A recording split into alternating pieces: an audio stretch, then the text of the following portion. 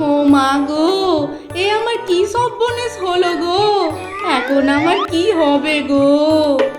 কেঁদোনি বৌমা, কেঁদোনি, সব ঠিক হয়ে যাবে। তুমি ওকে ভালো করে ডাক্তার দেখাও। ও ভালো হবে তো খুড়ো?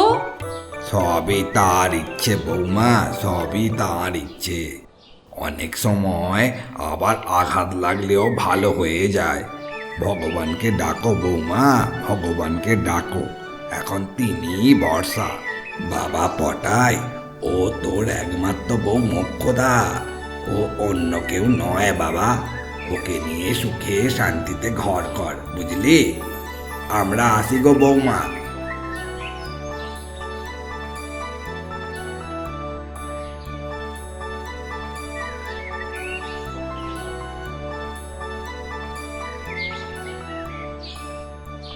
যা, খুড়োকে তো জিজ্ঞেস করা হলো নি যে ডাক্তারবাবু কোথায় বসেন। কোথায় আবার বসবেন? চেয়ারেই বসেন। কি বুদ্ধি! এ নাকি আবার আমার বউ। আচ্ছা, তোমার সাথে আমার বিয়ে কে দিল বলো দেখি? কে আবার দেবে?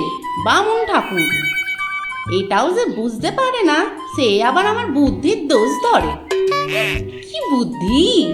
কি দেখেছে তোমার গলায় মালা দিয়েছিল কে জানে। না, মেয়েটা খুব বোকা নয়, যতটা ভেবেছিল।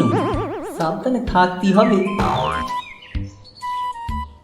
দাদা, এখানে ডাক্তার গদাই গড়গড়ি কোথায় বসেন বলতে পারেন? হ্যাঁ হ্যাঁ, কেন পারবনি দিদি। এখান থেকে আর একটু এগিয়ে যান, গিয়েই দেখতে পাবেন ডাক্তারখানা। অনেক ধন্যবাদ দাদা।